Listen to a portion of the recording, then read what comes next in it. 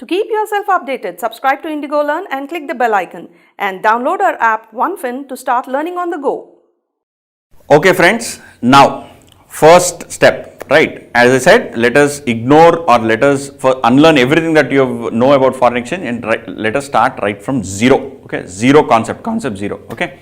So first let us understand what is import, what is export. It is very important to understand import and export in terms of foreign exchange. Okay. What is import? Importing means you don't have some product, you are getting it from some other country, correct? What is export? Export means you have some product, you are selling it to somebody in some other country. Now, when you do an import or export, how do you pay or receive money? How do you pay or receive money? Right? When I say pay or receive, some of you may answer, no sir, we receive it through bank. Of course you receive it through bank, that is understood. It is, you receive it from bank using through the banking channels. But my question is, when you are exporting some product, let us say, we are Infosys. Infosys is a large IT company. Okay, so let us say they are in their Bangalore office or Bangalore and Mysore, they have huge development centers. Let us say they create a product. Okay, that product they sell to somebody in USA. Okay, and let us say that US client. Okay, we'll take example of Amazon USA. So Infosys in Bangalore and Mysore is developing one product specifically required for Amazon in USA. Now, once they develop the product, let us say for argument's sake and make it very simple example, they sell that particular product, it's a piece of software, right? So they'll sell that software to Amazon. Now, when they sell it to Amazon, they will raise an invoice. You are required to raise an invoice as per GST rules, you are required to raise an invoice as per normal accounting rules, all of that. They raise an invoice. So now, when Infosys raises an invoice on Amazon, how will Infosys raise the invoice? They will say, we will raise as per the initial contract what Infosys and Amazon. Okay, there will be some contract. In that contract, what would they write? They will say, for this particular product, Infosys can bill Amazon at $1,000. I'm making it very simple. There won't be any $1,000 transactions, but I'm making it very simple. Now, Infosys can say, no, why should I quote in dollars? Let me quote in rupees. I will quote it in $1,000. I will, instead of quoting $1,000, I will quote it as 75,000 rupees. Infosys can very well say that. But then Amazon will say, no boss, see Infosys, there is also Wipro, there is Tech Mahindra, there is L&T Infotech, there is ITC Infotech, there is Cognizant, there is Accenture, there are so many other people. Amazon is based out of US. This product is required for me for my US operations. And if you are not willing to quote to me in dollars, I will go to any of these other fellows and ask them to quote in dollars because I want a dollar price only. I want a dollar price only. Amazon can say that. Why is Amazon able to say that? Because first of all, Amazon is a large company, is resident of US. The product is being sent from India to US.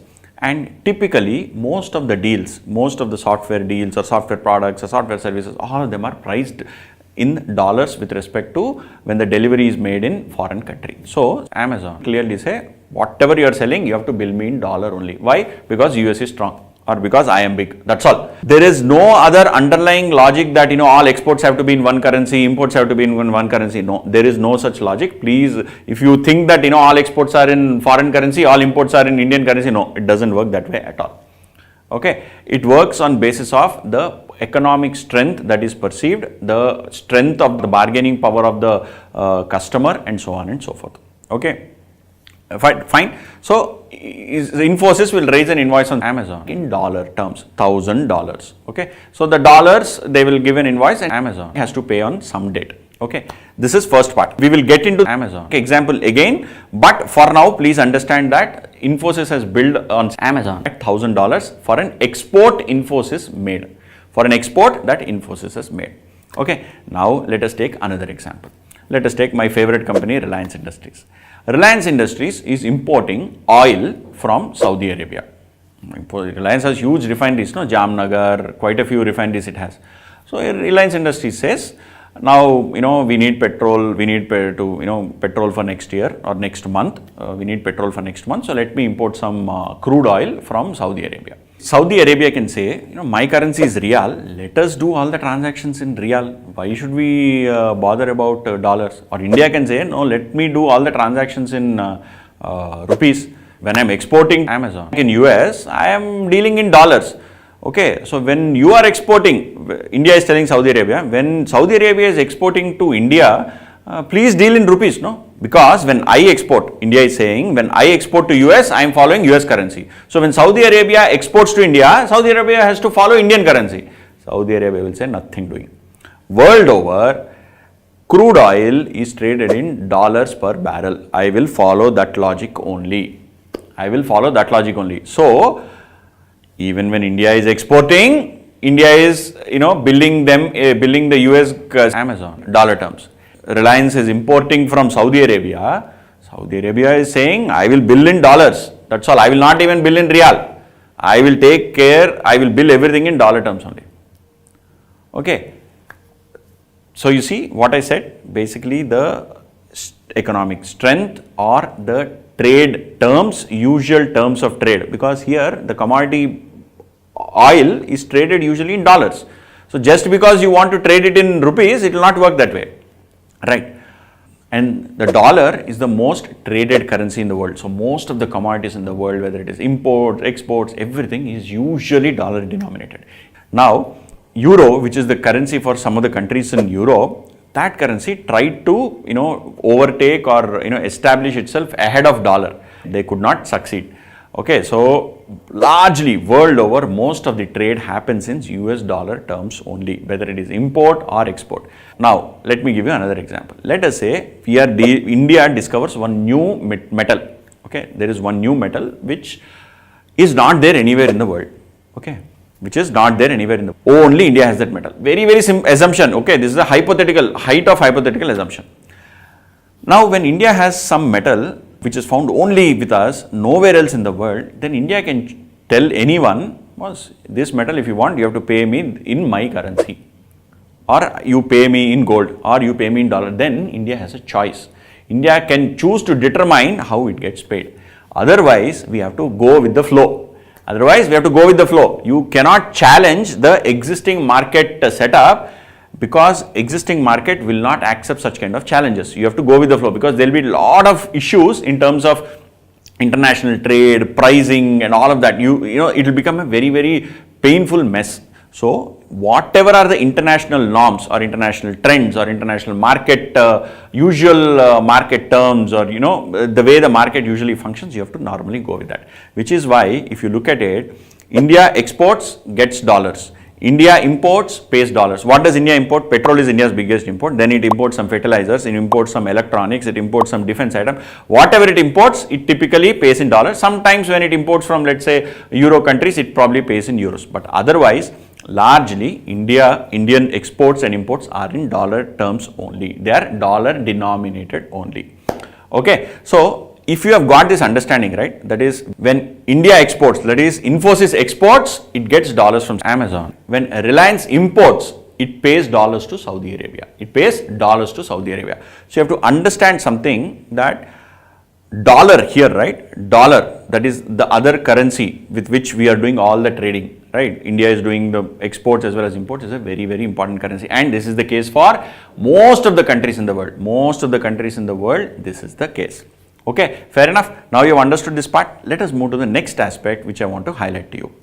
So friends, the next concept that I want you guys to understand is something called as appreciation and depreciation. It is very important for you to understand what is appreciation, what is depreciation. Okay.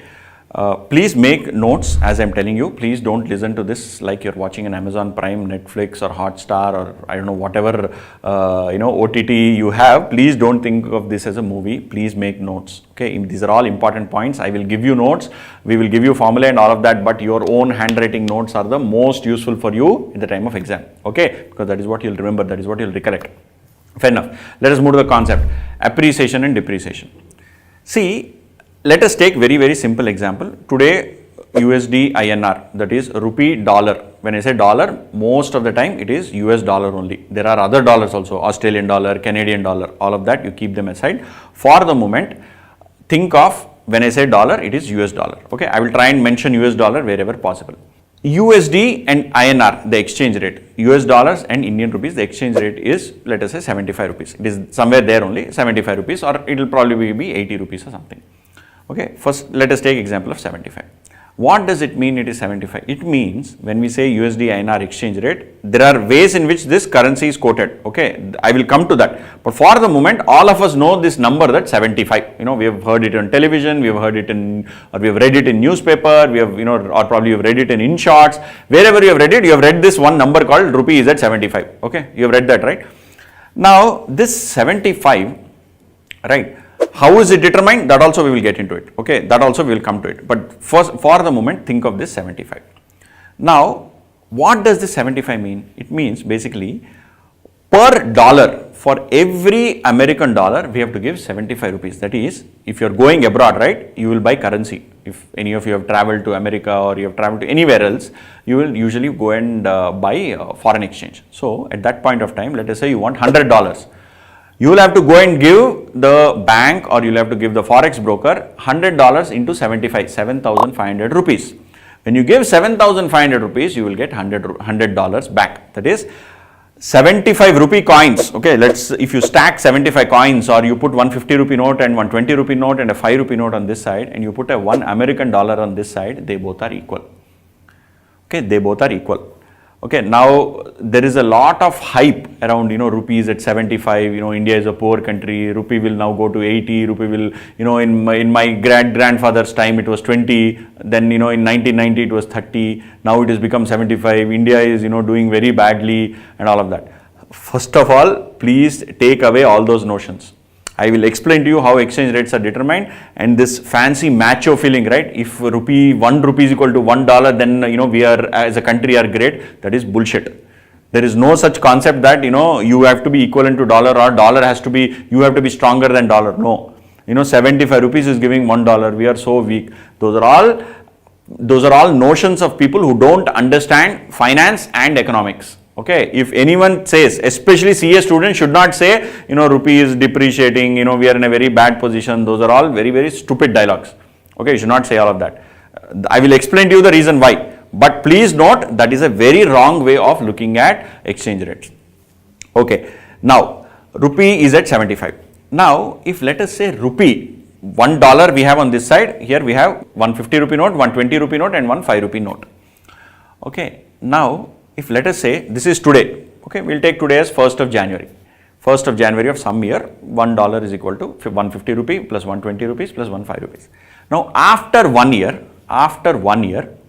let us say, in addition to this 50 plus 20 plus 5, either you have to add another 5 rupee note, or you have to remove both 5 rupee note and make it 10 rupee note. That is, the exchange rate has changed to 80. Exchange rate has changed to 80.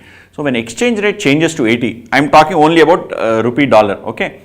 Then you call this process, that is, rupee is become further weak. That is, I am having to give more rupees to get a dollar. So, that part is, or that action is called depreciation. Depreciation means what? If you look at or recollect our accounting terminology, depreciation is a systematic reduction in value. Depreciation is a reduction in value due to efflux of time, correct? So, here because of time, I said on 1st January it was 75, on 31st December it became 80. So, as the time went, or as the time passed by, the 75 became 80. That is, you are having to give more rupees to get $1. So, instead of dollar, let us take example of one dairy milk chocolate. There is one fancy dairy milk chocolate which is exactly worth 75. Some silk or some fruit and nut with silks, or some roasted almond, or take one example like that. That is, let us say 75 rupees. After 1 year, that same dairy milk chocolate, everything is same. On 1st January it is 75. On 31st of December, that is changed to 80 rupees. That is changed to 80 rupees. Prices increased, right? When you are having to give more money to get the same dairy milk, roasted almond, fruit and nut, silk, bubbles, or whatever you want to call it. When you are having to give more money to get the same aspect, the value of the money that you have is less. That is, I am having to give more money. That is, for initially I used to give only 75. Now I am having to give 80 rupees to get the dairy milk. Same logic applies even for dollar. Initially I had to give 75 rupees to get a dollar. Now I am having to give 80 rupees. So the value of my currency has depreciated. That is, there is a reduction in the value of rupee due to efflux of time. That is what is depreciation, right? So there is a depreciation definition is reduction in value due to efflux of time or usage, right? Here it is time. So this particular rupee moving from 75 to 80 is called depreciation. What is depreciation? Exactly ulta. Exactly ulta. That is, you have one 50 rupee note, 20 rupee note and one 5 rupee note. Let us remove this 5 rupee note. Okay. On 1st of January, the exchange rate was 75. You take this 5 rupee note outside and the exchange rate on 31st of December is only 70. Oh, whatever money I have, it is now giving me more value. That is, with 70 rupees itself, I can buy a dollar, or with 70 rupees itself, I can buy a dairy milk chocolate. Right? I need not spend more money. My money is of great value. Right? My money's value is increased. What is increased? Appreciation. So the value of rupees increased, appreciation. These two concepts, no, or these two terminologies, you have to understand very, very clearly. I know a lot of students who get confused between appreciation, depreciation. Believe me, if you remember dollar and rupee exchange rate, no, throughout this chapter, I will largely 99% of the time, I will use only exchange rates of rupee and dollar. Why? Because it is easy for all of us to understand. We all know this 75, 70, 80, whatever the rate we are quoting, no, all of us know those numbers very well. Okay, if I explain to you all these concepts in some yen or GBP or euro, we will not understand. Believe me, I also learned like this only. Okay, using our home currency or our mother currency, right, is the easiest way to understand. Okay, so I will take rupee examples only, right? Going for most of the chapter, I will take rupee examples, except when we come to certain aspect where you have to take other examples. Okay, now you have understood what is appreciation, depreciation. There should be no confusion. When rupee moves from 75 to 80, it is called depreciation. You see, it is moving up arrow, but it is called depreciation. It is moving down, that is 70, down arrow, it is called appreciation. So you should never get confused, which is why if you look at some of the news channels or CNBC or some of those places, when they say rupee is depreciating, the graph is actually going upwards. Why? Because they are showing rupee versus dollar exchange rate, and the rupee is moving from 75 to 80, the graph is going upwards actually. Okay, so you should not get confused. When the exchange rate is going up, when there is an up arrow, it is called depreciation. When exchange rate, especially I am talking about USD and INR, okay, Indian rupee and dollar, American dollar. When the arrow is downward, that is 75 has moved to 70, right, it is called appreciation. Okay, slightly counterintuitive when you look at it the first time, but as you understand the logic, it will be very, very clear. Okay, we have understood what is appreciation, what is depreciation. Now let us move to the next aspect. Friends, now after having understood your concepts of appreciation and depreciation, let us look at the information, or let us look at the numbers in slightly different manner. We said $1 is equal to 75 rupees. I told you $1 is equal to 75 rupees, correct? Can we also state it ulta? That is, how many dollars make a rupee? That is, 1 rupee is equal to how many dollars? If $1 is equal to 75 rupees, 1 rupee is equal to how many dollars? That is, if I get one dairy milk chocolate with 10 boxes. A dairy milk chocolate has 10 boxes, right? I am taking a small dairy milk chocolate. With 10 rupees, I am getting one dairy milk chocolate with 10 boxes. Okay.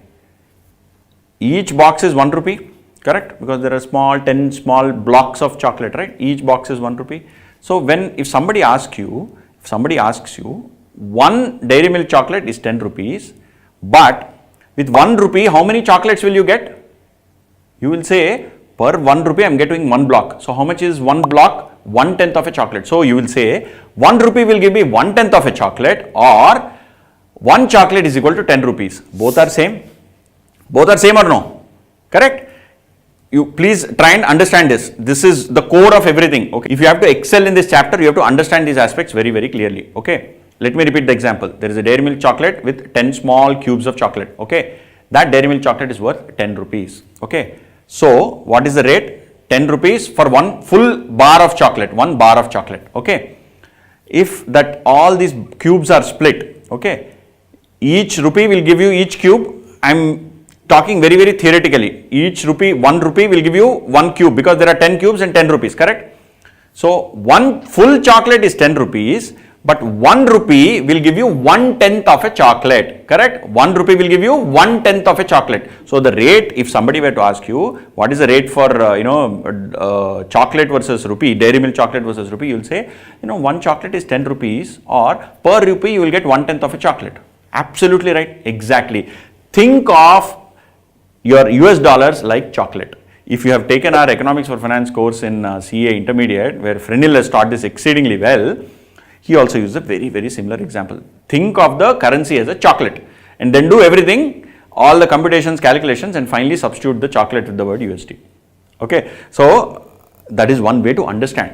Okay, now in case of rupee, let us forget this chocolate example and come back to our rupee dollar, right? Let us come back to our rupee dollar example. In rupee dollar example, I said $1 is equal to 75 rupees. So 1 rupee is equal to how many dollars? 1 by 75. You will get 0.01333. Okay, so 1 rupee will give you $0.0133. Okay, that is 1 cent. Okay, in US 100 cents make a dollar. So 0.01 is basically 1/100th of a dollar, which is 1 cent. So 1.3333 cents. Okay, 1 rupee is equal to 1.3333 cents. Fair enough? Okay, so the exchange rate can be quoted both ways. It can be quoted both ways. That is, $1 is equal to 75 rupees or 1 rupee is equal to 1.33 cents or $0.0133. Okay, 1 rupee is equal to $0.0133. Okay, how did I get 0.0133? I just divided 1 by 75. Okay, that's all, nothing fancy.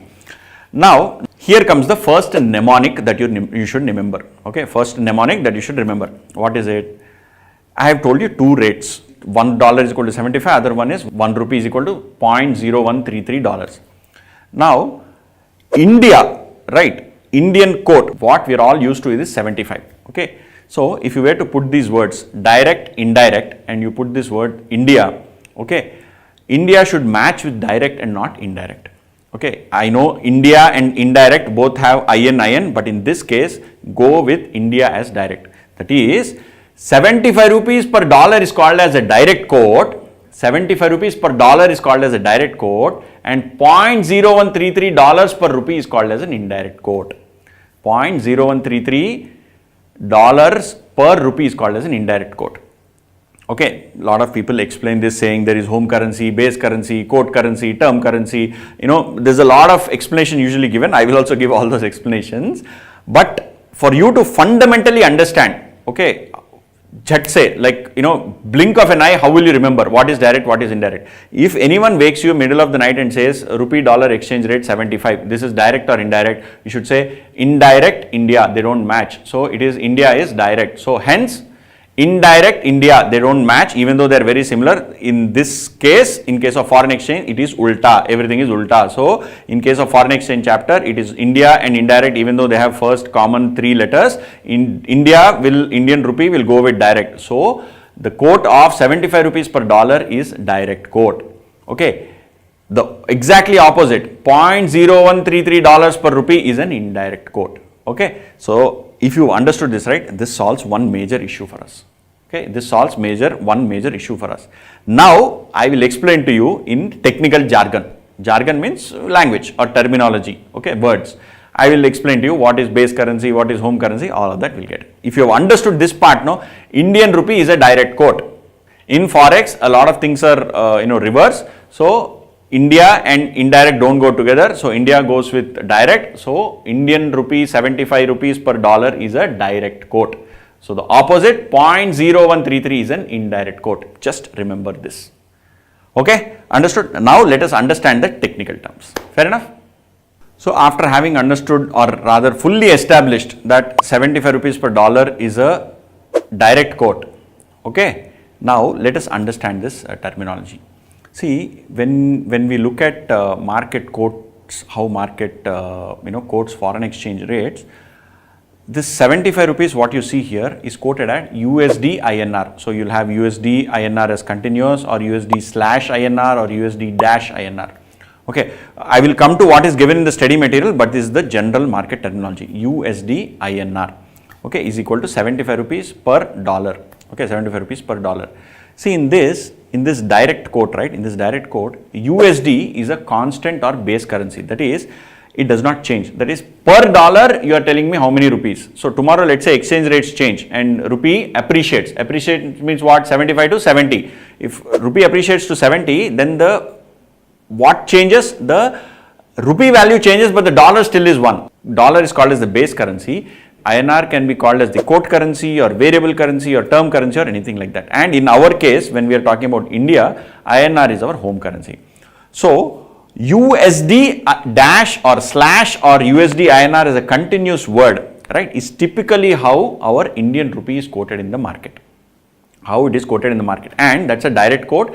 In a direct quote, the variable currency, okay, variable currency is quoted in terms of 1 unit of the base currency. That is rupees 70, 75, 80. These are all quoted for 1 unit of dollar.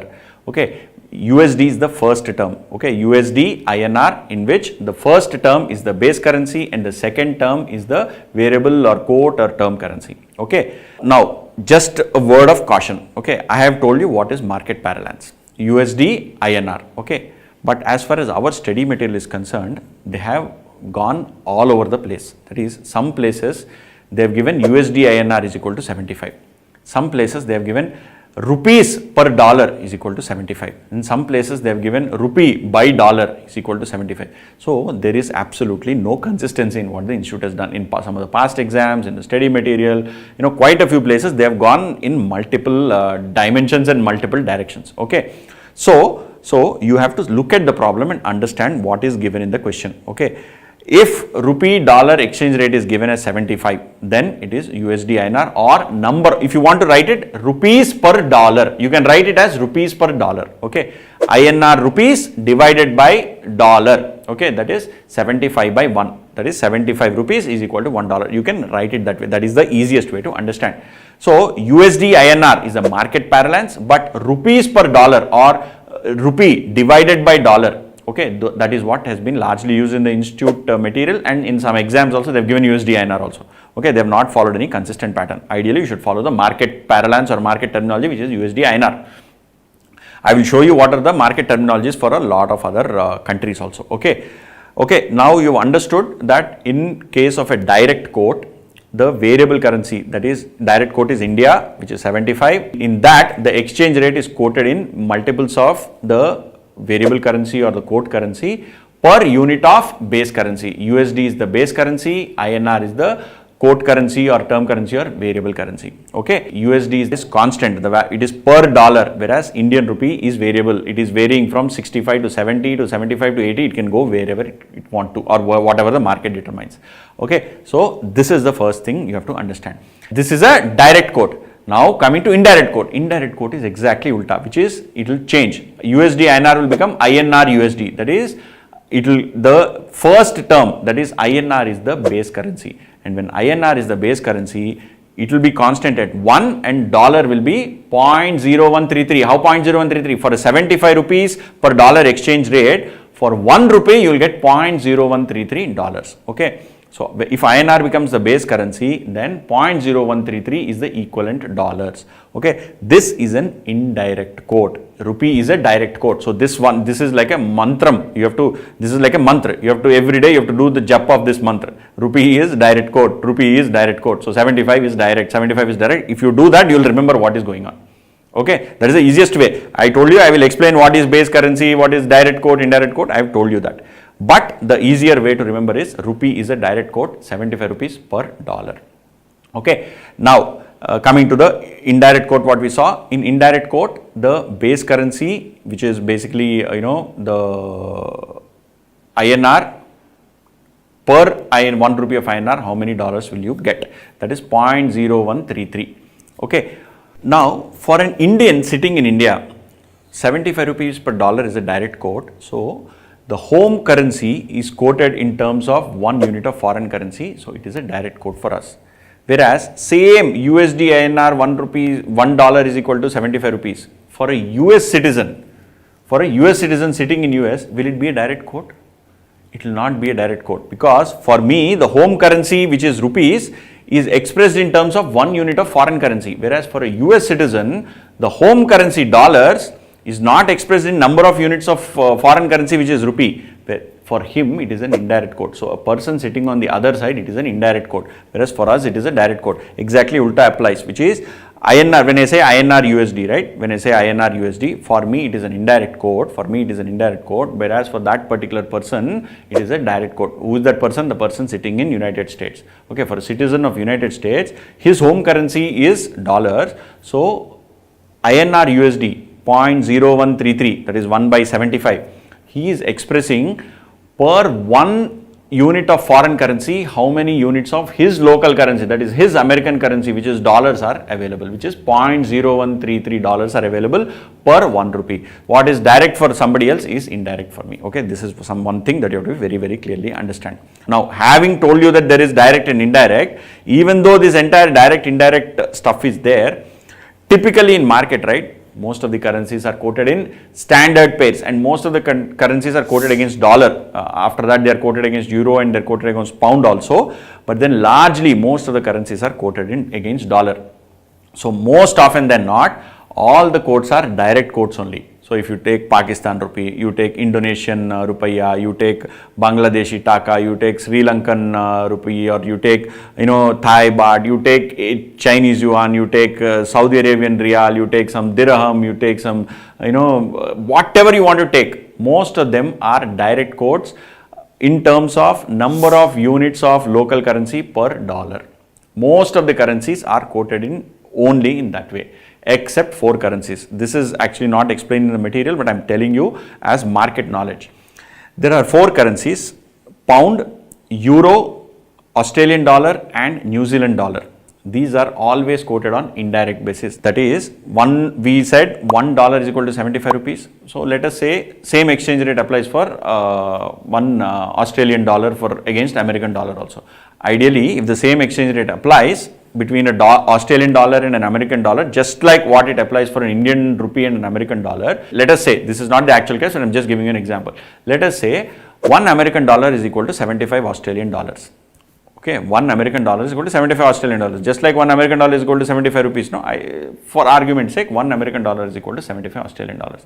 Then, in case of India, world over, Indian currency is quoted as USD INR is equal to 75. But for Australian dollar, it is not quoted that way. Instead of USD INR, it will be AUD USD and it will be quoted as 0.0133. You understood the point? Australian dollar is always quoted with Australian dollar as the base currency, whereas Indian rupee world over is typically quoted as USD as the base currency. That is USD INR, that is $1 is equal to 75 rupees. When it comes to Australian dollar, it is quoted ulta, that is instead of quoting 1 American dollar is equal to 75 Australian dollars, they will quote as 1 Australian dollar is equal to 0.013 American dollars. Okay, now in case of Australian dollar, this is not the exchange rate, but I took this example so that you can easily understand. Okay, same way indirect quote is always world over. Indirect quotes are for only largely 4 currencies: euro, GBP, New Zealand dollar and Australian dollar. All other currencies are quoted directly against the US dollar. Okay, this is not there in the material, but you have to understand this. Now, a lot of you might tend to get confused, once you have said direct, indirect, then you have said base currency, variable currency, then you have said India is direct. There is a lot of confusion here going on. Okay, please clear out all this confusion. Just remember only one thing, which is rupee is a direct exchange rate. That is 75 rupees will give you $1, and foreign exchange chapter, a lot of things are reverse. So Indian INR and indirect quote do not match, it is reverse. So Indian rupee goes with direct. So rupee is a direct exchange rate, which is 75 rupees per dollar. If you remember this, half your problems will be solved. And in study material, they have given this exchange rate of 75 as rupees 75 per dollar, or USD INR 75, or INR per USD as 75. So either ways, it means the same thing. Okay, please remember this particular aspect. Okay, fair enough. Now let us move to the next part. So friends, now we have discussed about this exchange rate. I have told you this 75, 80, 70, whatever, right? I told you some rates. But where are all these rates quoted? We discussed that there is something called as a currency exchange. There are markets where these are quoted and all of that. Okay, but like a stock exchange, let's say you have Nifty or Sensex, you can see Nifty values or Sensex values when you go to their website, nseindia.com or bsc.com, or you go to any of the brokers who give you the access, right, to look at live prices. With respect to foreign exchange, typically there is something called as Reuters, R-E-U-T-E-R-S. Reuters is a news agency. It is not a reporter. Okay, a lot of you might be seeing Reuters report or Associated Press report or things like that. PTI, ANI. These are all news agencies. So Reuters is one news agency which is actually acting as a sort of a market information gatherer between all the buyers and sellers of foreign exchange and all of the banks. So Reuters has created something like a terminal, Terminal. Terminal means it's a kind of a computer where or some kind of a interface they give on the computer where you can actually see the market trades what are going on. So Indian rupee against dollar, the foreign currency, is also traded on NSE and BSE. Okay, you can check there also. But Reuters actually gives you world over. Okay, Reuters give you a much better idea. Same way, Bloomberg, B-L-O-O-M-B-E-R-G. Bloomberg is also a financial news agency, and they also give you a lot of exchange rates. Currently, what are the exchange rates that are running in the market? So all the banks have these Bloomberg terminals and Reuters terminals. So there they can actually see live prices. Where do these people get all the values? Banks will feed information into that. So the information, based on that information, the values will keep changing. Right. So whenever a bank does a deal, let's say they buy or sell foreign exchange from an importer or exporter, they enter the data or some kind of it gets entered into some kind of a common pool or some kind of a database, and that gets typically updated in that particular terminal, and that information is available for all of us to actually consume.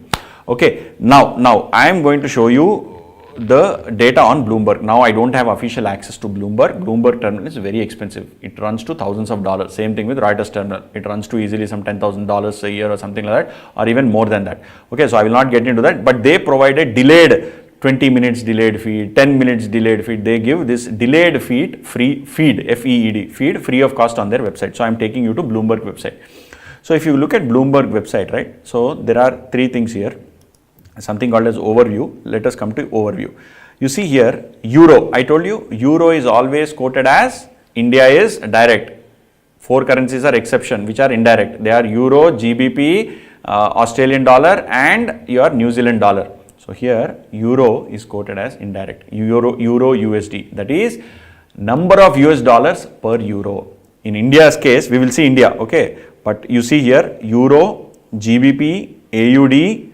Then you don't have other stuff. Okay, so a New Zealand dollar will come to that, right? But you see on the face of it, USD JPY, USD CAD is Canadian dollar, USD CHF is Swiss franc, Switzerland franc. Okay, then USD Hong Kong dollar. Okay, and USD Korean won. Whereas Euro is quoted against Swiss franc, GBP and JPY, there also it is quoted in an indirect method only. Whereas dollar versus JPY is always direct. That is number of JPY per dollar. Here it is 113.50 JPY per dollar. Okay, I am trying to highlight this here. Yeah, whereas here it is 1.12 US dollars per Euro. Okay, now this is overview. Let me come to Americas. If you come to America, USD, everything is quoted on a direct basis only. USD Canadian dollar, USD Mexican currency, USD Brazilian real, okay, USD, bunch of other currencies. Okay, I don't even know some of these currencies. Then next you come to Europe, Middle East and African currencies. You see here again, Euro USD. Euro USD exchange rate is always indirect. Same is the case with pound, but USD franc, USD, some kroner, then USD, bunch of other currencies, all of them quoted on a direct basis against US, whereas Euro and GBP are quoted on an indirect basis against US dollar. Okay, now come to Asia Pacific, Asian Pacific currencies, USD JPY. Again, same like India, direct. Euro JPY, ignore Euro for a moment. Okay, USD HKD, USD SGD is Singapore dollar. AUD USD, you see, AUD is also quoted against USD in a indirect manner. New NZD USD, this is also quoted in an indirect manner, whereas USD against many other currencies. USD INR, see here USD INR. Okay, this is also quoted in a direct manner. So most of the currencies are quoted directly against US dollars. That is number of home currency units per unit $1, 1 American dollar. Whereas except for four currencies, pound, euro, Australian dollar and New Zealand dollar, which are quoted always on indirect basis, that is the number of dollars per unit of those currencies. Okay, and if you look at these things, right, I want to show you certain numbers. Okay, what are the rupee exchange rates with various currencies? I will show that to you. Okay, that is the next thing that I want to show you.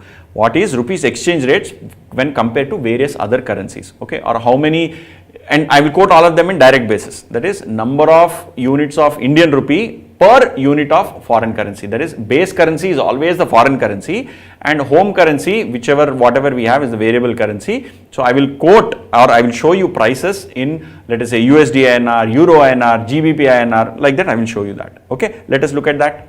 So friends, here I am showing to you one particular screen. So this is on one specific date. Indian rupee, what are the direct quotes? Okay, against US dollar, if you see here, 75.45. Against euro, it is 85 rupees. That is 85 rupees make a euro. Against British pound, it is 99.91. Against Australian dollar, it is 53. Against Canadian dollar, 59. Singapore dollar, it is 55. Swiss franc, it is 81. Malaysian ringgit is 17.86. Japanese yen, it is 0.66. Against Chinese yuan renminbi, it is called yuan or renminbi, both are, that's two terms used for Chinese currency, Chinese yuan or renminbi. So that is 11 rupees make a Chinese yuan. So you see here, Indian currency, right, is always weak. That is, we need to give more of Indian currency to get any other 1 unit of any other currency other than Japanese yen, but all other currencies, we have to give more of our currency to get 1 unit of their currency. And if you look at it from the perspective of strength or perspective of which is the strongest of all currencies, British pound, you have to give 99 rupees to get 1 British pound. After British pound, it is euro. You have to give 85 rupees to get a euro. Then Swiss franc, you have to give 81 rupees to get a Swiss franc. Okay. Then you have US dollar. Right, US dollar, you have to give 75 rupees to get a US dollar. After that, you have other currencies, Australian dollar, Canadian dollar, and so on and so forth. Australian dollar, you have to give 53 rupees to get an Australian dollar, you have to give 59 rupees to get a Canadian dollar, so on and so forth. Japanese yen is the only thing which is in normal zone. That is, you have to give, or where rupee is stronger than yen, where you give only 0.66 rupees to get 1 Japanese yen. Okay, all other currencies are stronger than us. Okay, why are they strong? How are they strong? If I am not wrong, you would have studied about this in your economics for finance, one of the chapters. I think it is the last chapter, exchange rate determination and all of that stuff. Okay, we will revisit that. I will not go into too much of depth, but we will definitely revisit that. Okay, so I want to show you how the prices are. So when you see these numbers, right? So I have seen that typically in exams also, when they give exchange rates, they give rates which are largely market, closer to market. So they will not give that USD INR is 20 rupees. No, they will never give that. Especially in today's day and age, they will not give that rupee dollar exchange rate is 20 rupees. So when they give you rupee dollar exchange rate as, let's say, 74, 75, 76, something like that, whether they call it as rupees per dollar, USD INR, INR per USD, or whatever they call it, the moment you see 75, you should realize it is a direct quote, that it is number of units of home currency, that is Indian currency, per unit of foreign currency. If you realize that, right, you are through. If you realize that, you are through. Same way, euro is, from a perspective of strength, it is 85. Okay, from British pound is 99. So when they give you, they'll probably give you, something in this range. Okay, so now please note one thing. If $1 is 75 rupees and 1 euro is 85 rupees, okay, if $1 is 75 rupees and 1 euro is 85 rupees, what is the rate between euro and dollar? What is the rate between euro and dollar? Which is stronger? Okay, let me say which is stronger. Let us look at very simple logic, right? For getting 1 euro, you have to pay 85. For getting $1, you have to pay 75. Which is stronger? Obviously euro, because you are having to give more rupees to get 1 euro. So euro is stronger than dollar. Okay, euro is stronger than dollar. By how much? You can do it simply 85 by 75. 85 by 75, I am sure you will get some 1.12 or something like that. You can actually check for that also. Euro, US dollar, right? Euro, US dollar. These are percentage changes. So US dollar, euro. Let me change this to euro. See, I told you 1.12. US dollar, euro, 1.12.